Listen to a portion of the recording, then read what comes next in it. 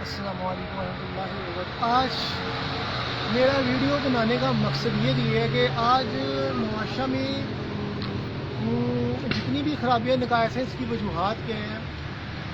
علم ایک بہت بڑا ہتھیار ہے جس کے ذریعے انسان اپنی منازل تک رسائی حاصل کرتا ہے۔ آج چاہے علماء دین ہو، چاہے سیاستدان ہو، چاہے عام عوام ہو، یہ حتیٰ کہ ان پڑھ جاہل شخص جو کوڑا کرکٹ اٹھاتا ہے، اس کو بھی پتہ ہے کہ سچ بولنا چاہیے، اس کی زبان وہاں سے دوسرے محفوظ رہیں، وہ حرام نہ کھائے، کسی پہ ظلم نہ کرے، یا یہ چیزیں غلط ہیں، فحش گور باتیں، فحاشی، اس کے علاوہ جو بالکل انسان کو مٹا دیتی ہے فحاشی ہے جو بتا دیتی ہے، اور ضمیر کو مردہ کرنے والی جو زیادہ بولنا اور غلط قسم کی باتیں کرنا، اس سے انسان کی پرسنالٹی ڈیمیج ہو رہی ہوتی ہے۔ تو اس طرح جتنے بھی بد اخلاقی والے اوصاف ہیں، سیلف کنٹرول نہ ہونا، خود کا محاسبہ نفس نہ کرنا۔ اپنا محاسبہ کرنے کا مطلب یہ ہوتا ہے کہ آپ اپنے اس جسم پہ اپنا کنٹرول ظاہر کرتے ہیں کہ آپ کو کتنا آپ خود حسابی کرتے ہیں اور کتنا آپ اچھائی کی طرف اپنے آپ کو خود سے ہی لے کے جاتے ہیں۔ تربیت تو ہو جاتی ہے، تربیت تو والدین کرتے ہیں، اساتذہ تربیت کرتے ہیں، مگر اس کے بعد آپ کا ہوتا ہے کہ آپ اپنے جسم پہ اچھائی کو کیسے پروان چڑھاتی ہیں، اس پہ کیسے سیلف کنٹرول حاصل کرتے ہیں۔ اور بدقسمتی کی بات دیکھیں، آج بے حسیاں بہت زیادہ نظر آتی ہیں، معاشرت تباہ نظر آتی ہے، سیاست سے لے کے مذہب تک ہر جگہ دعوے نظر آتی ہیں، لڑائیاں ہو جاتی ہیں نظر آتی ہیں۔ اسی طرح گھریلو خانہ جنگی لگی ہوئی ہیں، گھر کے رشتے جو ہیں وہ بڑے پھیکے ہو چکے ہوئے ہیں، خون کی حتیٰ کہ خون کے رشتے بھی سفید ہو چکے ہوئے ہیں۔ اور جب احساس ختم ہو جاتا ہے، احساس ختم ہو جاتا ہے تو رشتے فوت ہو جاتے ہیں، چاہے وہ مسلم معاشرت میں رہتے ہوئے اسلامی بھائی چارے کا رشتہ ہو، چاہے وہ خونی رشتہ ہو، تو یہ جتنے بھی رشتے ہیں یہ ختم ہو جاتے ہیں۔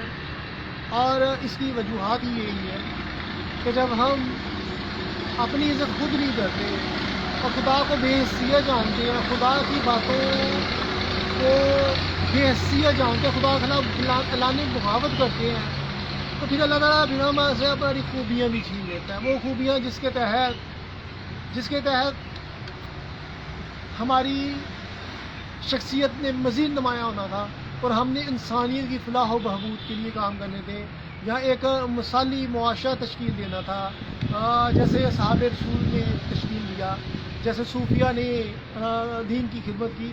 مگر وہ چیزیں اب عام باتیں ہوتی ہیں۔ تین کیٹیگریز کسی کی پرسنالٹی کو جج کرنے کے لیے ہوتی ہیں کہ کسی میں ایمان و یقین کتنا ہے، یقین کی قوت حقیقت میں اللہ کی طرف سے ملتی ہے۔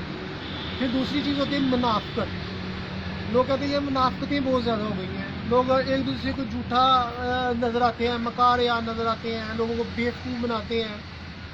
اس کی وجوہات کیا ہیں؟ یا باطل پہ ڈٹ جانا، برائی پہ ڈٹ جانا، اور اعلان بغاوت، اعلان خدا کر دینا، اعلان سے بغاوت کا اعلان، خدا سے بغاوت کا اعلان کر دینا، اور کہنا کہ ہم شیطانیت کا لبادہ اوڑھ کے انسانیت کی تصویر کریں گے، معاشرے کو تباہ کریں گے، جنگل کا قانون نافذ کریں گے، اور پھر یہ چیزیں۔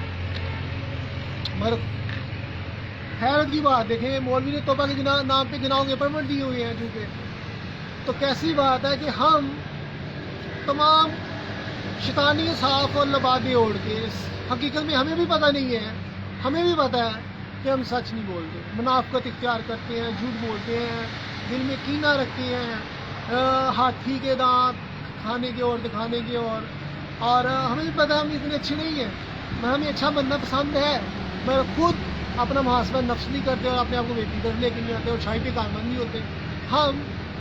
ہمیں یہ ہے کہ لوگ ہماری تعریف کریں مگر ہمارے میں خوبی کوئی نہیں ہے، اور جو نہیں تعریف کرتا ہم اس کو برا بھلا سمجھتے ہیں۔ پھر یوں کچھ لوگ اپنے اسٹیٹس کے ذریعے لوگوں کو نیچا دکھانے کی کوشش کرتے ہیں، اپنی ظاہر بینی سے لوگوں کو ہانکتے ہیں، ان کو بتاتے ہیں کہ ہم دیکھیں کتنے بڑے ہیں، جبکہ اسلام کیا کہتا ہے؟ اسلام کیا کہتا ہے کہ بڑا وہ ہے جس میں تقویٰ ہے، جس کا اخلاق اچھا ہے، طاقتور ہے جو غصے کو پی جانے والا ہے، اور وہ اس کا نام کیا ہے، اپنی طاقت کو غلط استعمال نہیں کرتا، وہ طاقت اس کو ہلکا یارہ تو ریشم کی طرح نرم، رزم حق کو باطل ہو تو فلاد ہے محمد اس وقت فلاد بنتا ہے جب خدا کے احکامات کا مذاق اڑایا جا رہا ہے، اور جیسے صوفیہ اعظام اس چیز کے خلاف جاتے تھے کہ جہاں پہ بھی خدا کے دین کو بدلنے کی باری آتی تھی، خدا کے دین کا مذاق اڑایا جاتا تھا، تو وہ اپنی باطنی طاقتوں سے، روحانی طاقتوں سے دنیا کا نظام تبدیل کرتے تھے. تو لہٰذا یقین کی دولت آج نظر نہیں آتی.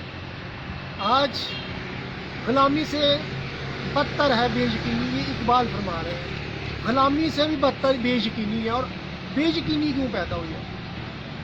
ہمارے جذبے، احساسات ختم کیوں ہو گئے ہیں؟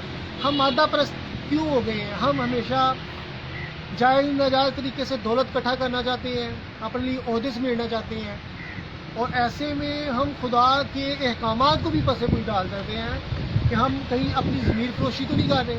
کیا ہم خدا کے احکامات کو پسے پر ڈال کے میرٹ کا خاتمہ تو نہیں کر رہے؟ خدا کے احکامات کو پسے پر ڈال کے کیا ہم اس کا نام کیا ہے شیطان کا لبادہ اوڑھ کے اپنی شخصیت کو تو نہیں ختم کر رہے؟ یہ چیزیں دیکھنے میں آتی ہیں کہ یہ ہمارے معاشرے میں جو خود احتسابی ہے وہ ختم ہو چکی ہے، بے یقینی بڑھ چکی ہے. اب یقین کی دولت جو ہوتی ہے، جب آپ پہلے تو نیچتے اللہ تعالیٰ کہتا ہے اپنے ٹھیک کر. جب نیچتے انسان ٹھیک کر رہے ہیں، نیت کا مطلب ہی یہ ہوتا ہے کہ میں نے بھٹکنا نہیں ہے، میں نے کسی بھی باطل قسم کے نظریات کو ایجنڈا سیٹ نہیں کرنا، میں نے اپنے ظاہری جسم پہ، دل و دماغ پہ، خیالات پہ اللہ تعالیٰ کی احکامات کو جگہ دینی ہے کہ میں کبھی بھی برائیوں کی طرف نہیں جاؤں گا، کبھی بھی انسانی کی تذلیل نہیں کروں گا، بلکہ انسانی کی فلاح کے لیے کام کروں گا. کبھی بھی اچھائی کے نام پہ کسی کو بلیک میل نہیں کروں گا، کبھی بھی ہٹ درمی نہیں دکھاؤں گا، بلکہ ہمیشہ اپنے آپ کو خدا کے سامنے جواب دہ تصور کروں گا. یہ ایک بہترین نیت ہے. اور پھر خدا کے احکامات کو مانتے ہوئے مزید اپنی روحانی منازل طے کروں گا، کیونکہ اللہ نے روحوں سے وعدہ لیا تھا کہ تم دنیا میں جا کے تم نے مجھے بھولنا نہیں ہے، اور کیا میں تمہارا رب نہیں ہوں؟ کہا میں ہاں آپ ہی ہمارا رب ہوں. جب انسان گناہوں میں آلودہ ہوتا ہے، گناہوں کی طرف راغب ہو جاتا ہے، تو پھر اللہ تعالیٰ کہتے ہیں ایسے لوگ گونگے بہرے ہیں اور یہ بے حیثیت ہے میری نظر میں. فصلی کا قول ہے کہ جب تم گناہ کرتے ہوئے خدا کو احساس نہیں کرتے تو پھر اللہ بھی تمہارا احساس نہیں کرتا، اور اسی لیے اس طرح اللہ اس کی قدر و منزلت کا تمہارے دل میں کتنی جائے یہ پتہ چلتا ہے. تو لہٰذا بے یقین، ایمان کی طاقت، جذب و مستی، یہ ساری چیزیں اسی سے اٹیچ ہیں. یقین کی دولت یہ اسی سے اٹیچ ہے کہ جب آپ اخلاقی اوصاف پہ کاربند رہتے ہیں اور ہٹ درمی نہیں ہوتی، تو پھر اللہ تعالیٰ کی طرف سے جب اللہ کا ذکر کرتے ہوئے آپ کو لذتیں محسوس ہوتی ہیں اور پتہ چلتا ہے کہ آپ کی روحانی منازلیں اب شروع ہو گئی ہیں، تو اللہ تعالیٰ آپ کو بے یقینی کی دولت سے پرے کر دیتا ہے، بلکہ وہ آپ کو یقین کی دولت سے نوازتا ہے. اور شیطان خدشات پیدا کرتا ہے، بے یقینیاں پیدا کرتا ہے، اللہ کے راستے سے بھٹکانے کی کوشش کرتا ہے. اور اللہ تعالیٰ جگہ جگہ پہ کہتا ہے کہ بھوک و افلاس کے ڈر سے حدیں نہ پھلانگ لینا، اپنی اولادوں کو قتل نہ کرو، بلکہ میری جو بھی رزق دیا ہوا ہے اس میں رہتے ہوئے میرے رنگ میں رنگتے جاؤ، اپنی منازل طے کرو تاکہ تم مزید جو نہ دکھنے والی تباہیاں ہیں ان سے بچ سکو. تو یقین، کیونکہ لذت لمحہ بھر کی ہوتی ہے، مگر خدا کی بارگاہ سے رونا درگاہ ہو جانا وہ تمام خوبیاں ہی ختم ہو جاتی ہیں. تو لہٰذا یقین کی دولت عشق، جذب و مستی ہوتی ہے. اب جب روح پرواز کرتے کرتے بارگاہ خدا سے عشق کا مقام لے کے آتی ہے، کیونکہ انسان کتنی دیر تک انسان کی سوچیں محدود ہیں، انسان مسافتیں طے نہیں کر سکتا، بس روح کی پرواز کے ذریعے ہی ممکن ہے. اور جب روح پہ عشق مسلط ہو جاتا ہے، عشق پہ محبت مسلط ہو جاتی ہے، تو پھر انسان اشاق کراتا ہے، چاہے عشق حقیقی ہو چاہے عشق مجازی.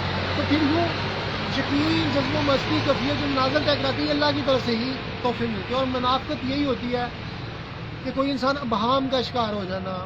مومنین کے پاس جاتا ہے تو اس کا دل میں تھوڑا سا ایمان بڑھتا ہے، کہتا ہے میں سچ بولوں گا، میں ہدایت پہ رہوں گا، مگر جب برے لوگوں کے پاس جاتا ہے تو پھر وہ بھٹک جاتا ہے، اور یوں وہ اس کا ذہن انتشار کا شکار رہتا ہے. مگر اس پہ منافقوں پہ غلبہ، چونکہ وہ جھوٹے ہوتے ہیں، چونکہ وہ وعدہ خلافی کرنے والے ہوتے ہیں، تو ان پہ منافقت کا دبا لگ جاتا ہے، اور یوں وہ حقیقت میں جو ایجنڈا سیٹ ادا کرتے ہیں یا ایجنٹ کا کردار ادا کرتے ہیں، وہ باطل کفتوں کرتے ہیں، شیطانی صاف کل بادہ اور شخصیات کرتے ہیں، اور اسی طرح آ جاتا ہے باطل۔ آج یقین کریں، ایمان کا پلیٹ فارم تو ہونا دور کی بات، آج فلسطین پہ جو مظالم ہو رہے ہیں، کشمیر میں جو مظالم ہو رہے ہیں، کشمیر میں 3,000 ایک ہی اجتماعی قبر میں جو ہے نا وہ تدفین کی گئی، دکھ ہوا، سنتے ہیں تو دکھ ہوتا ہے۔ اسی طرح فلسطین میں جو مظالم ہو رہے ہیں، شہادتیں ہو رہی ہیں، دکھ ہوتا ہے۔ اتنے زیادہ اسلامی ممالک ہوتے ہوئے بھی ان کا ایمان کدھر ہے کہ یہ اکٹھے کیوں نہیں ہو رہے؟ اس کی وجہ یہی ہے کہ اخلاقی طور پہ پستی کا شکار ہے، اللہ کی بارگاہ سے یہ رونا درگاہ ہے، ان میں ایمان کی حرارت نہیں ہے، کیونکہ حلقہ 11 ہوتا ہے، وہ حلقہ 11 ہو تو فلاد ہے مومن، تو حلقہ 11 ہو تو ریشم کی طرح نہ رسمی حق و باطل ہو تو فلاد ہے مومن۔ مومن گھر میں نہیں لڑتا، آپ نے ایسی بلا وجہ کسی پہ ظلم نہیں کرتا، مگر جب باطل کا مارکا آتا ہے تو وہ فلاد بن کے تنہا دنیا فتح کر دیتے ہیں، جیسے صوفیہ نے کیا یا صابر شین نے، جس نے ایران اور روم کی سلطنتوں کو تباہ کر دیا۔ یہ ایمان کی طاقت سے ہی ممکن ہے۔ آج مسلمانوں کے اسلامی ممالک کے حکمران جو ہے وہ ایک پلیٹ فارم پہ اس لیے اکٹھے نہیں ہو رہے کیونکہ اس کی بنیادی وجہ فرقہ وریت ہے۔ فرقہ وریت کیوں ہے کہ جناب وہ بارگاہ خدا سے دور ہے، علماء دین کو دین کی سمجھ ہی نہیں ہے۔ اگر ان کی روح پرواز کی ہوتی ہے اور ان کے قلب مومن کی فراست بچو اللہ کے نور سے دیکھتا ہے اور تم لوگ جناب مومن کی گمشدہ میراث ہے، تو وہ ہدایت کو قبول کر لیتے ہیں، اور اگر جو اللہ کے نور سے دیکھتے ہیں تو ان کی باتوں کو ان کو یقین آ جاتا ہے اور وہ یوں لڑائیوں میں نہ پڑتے، مگر چونکہ ان کو تو ابھی دین کے لفظے کا نہیں پتہ علماء کو، اس لیے وہ انتشار کا شکار ہے۔ اور کیوں نہیں پتہ؟ جب اللہ نے سچائی انسان کے دل و دماغ میں رکھ دی ہے ایک انسان کے سسٹم کو فعال کرنے کے لیے، اور اسی کتاب کی صورت میں ہدایت دی ہے۔ اب ہدایت کتاب کی صورت میں، حدیث کی صورت میں جو ہے، قرآن کی صورت میں حدیث، وہ اسی وقت اثر کرے گی جب اندرونی طور پہ آپ ٹھیک ہوں گے۔ جب آپ کا ظاہر اور باطن ملتا ہے تو پھر ہی احساس اور جذب و مستی کیفیات پیدا ہوتی ہے اور روح پر کی پرواز شروع ہوتی ہے۔ اگر آپ اندرونی طور پہ باطل کوفتے ہیں، آپ کا دل و دماغ ہائی جیک کر لیتی ہے، آپ گناہوں میں آلودہ ہیں، تو پھر آپ کو ظاہری طور پہ جو ہدایتی یافتہ چیزیں ان کا اثر نہیں ہوتا، یوں آپ ان چیزوں کا پہ عمل کرنے کی بجائے ان چیزوں کا مذاق اڑاتے ہیں یا نقصان کرتے ہیں یا منافقت کا لبادہ اوڑھ لیتے ہیں یا منافقت اختیار کر لیتے ہیں۔ تو لہٰذا اسی لیے آج منافقت کے لبادے اوڑے ہوئے ہیں کہ ہم وہ اللہ کے پیغام کے اور سمجھتے ہوئے ایک اتحاد امت کی لڑی کا جو تصور تھا وہ نہیں ہے، اور سرکار کی عزیز کہ جس کو میری امت کا غم نہیں ہے وہ ہم میں سے نہیں ہے۔ اسی طرح جو سرکار کے حکم کے مخالف جاتے ہوئے فرقہ وریت کرتے ہیں اور جس کو جو دین میں تقسیم پیدا کرتے ہیں، تو وہ بھی یقیناً عذاب کے مستحق کرائے جاتے ہیں بارہ خدایا بھی۔ تو علامہ اقبال نے اس حوالے سے امت مسلمہ کو ایک لڑی میں پرونے کے لیے جو انمول کام کیا، میں سمجھتا ہوں کوئی نہیں کر سکا۔ تو لہٰذا اسی لیے آپ کا پلیٹ فارم پیدا نہیں ہوتا کہ یہ ان کی روحوں سوچوں پہ شیطانیت قابل ہو چکی ہے۔ اسی لیے علامہ اقبال فرماتے تھے نماز روزہ حج زکوٰۃ باقی ہے مگر ہے مسلمہ تو کدھر ہے، کہ تیرا کردار تو اس وقت شروع ہوگا جب معاشرے میں ظلم و زیادتیاں ختم ہو جائیں گی اور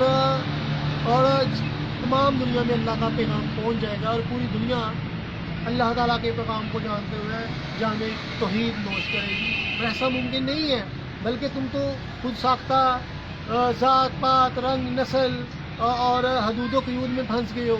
محمد عربی سے ہے عالمی عربی، تو محمد صلی اللہ علیہ وسلم سے عالمی عربی کے امت مسلمہ ایک رشتے میں پروئے جاتے ہیں، تو یہ تو تصور بھی تم نے ختم کر دیا۔ پھر ذات پاک کا تصور، گورے کالے کا تصور جو تم نے پیدا کر دیا، پھر تقسیم در تقسیم، مذہب کے نام پہ لڑائیاں، سیاست کے نام پہ لڑائیاں، ذات پات کے نام پہ لڑائیاں، ظاہری امتیازات جو نسلی اور گروہی امتیاز تھے اس پہ لڑائیاں، تمہاری بیس تو تم کدھر چلے گئے ہو؟ اس لیے کہ تمہاری روح پاکیزہ نہیں ہے، تم میں ایمان کی طاقت ختم ہو گئی ہے، اور تم میں اتنی، اب جب انسان کا ضمیر مر جاتا ہے، جب انسان برائیاں کرتا ہے، انسان کا ضمیر مردہ ہو جاتا ہے، جو اسے احساس دلاتا ہے کہ وہ غلط سمت پہ جا رہا ہے، تو پھر انسان کی تباہی یقیناً ممکن ہو جاتی ہے، کیونکہ اللہ تعالیٰ نے انسان کے جسم میں ایسے فنکشن رکھے ہیں جس سے پتہ چلتا ہے کہ وہ صحیح سمت میں جا رہی ہے غلط۔ ایمان کی دولت سے پتہ چلتا ہے کہ وہ ایمان کی دولت ایک ایسی روشنی ہے جس سے پتہ چلتا ہے کہ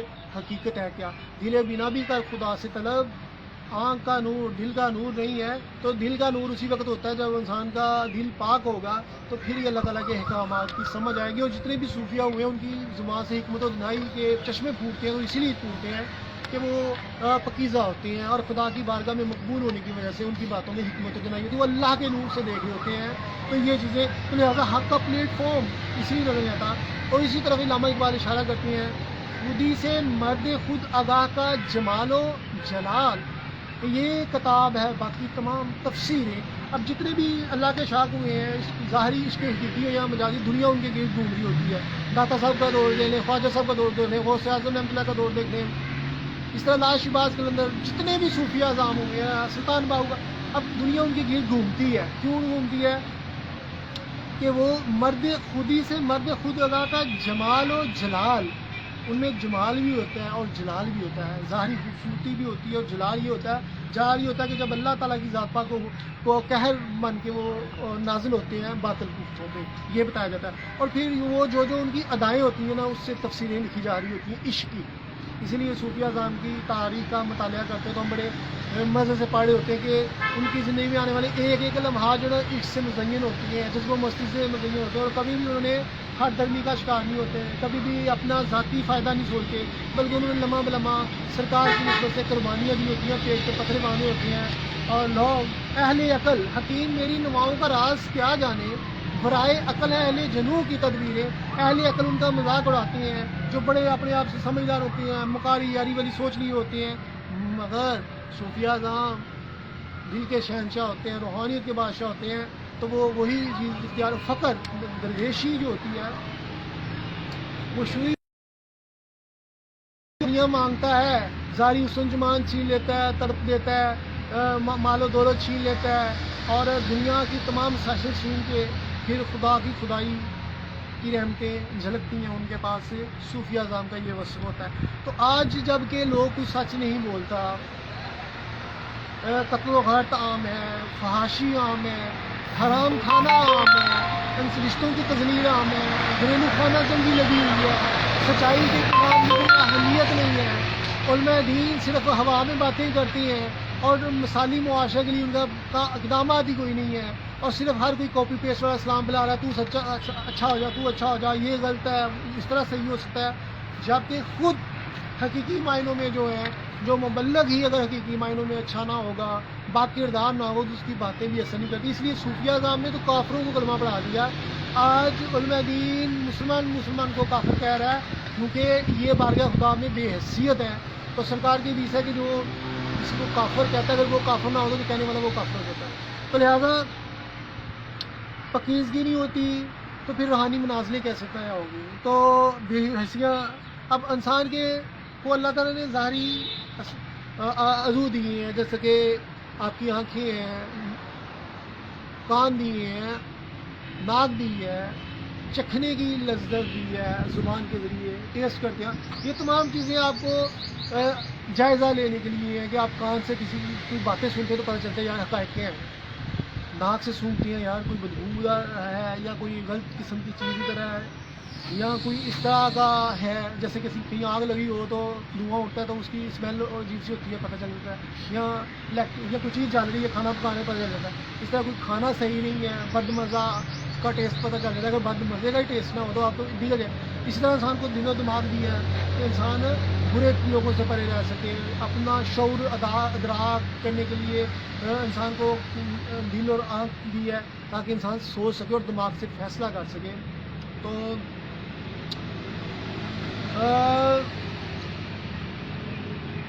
یہ کافری نہیں تو کافری سے کم بھی نہیں کہ مرد حق ہو گرفتار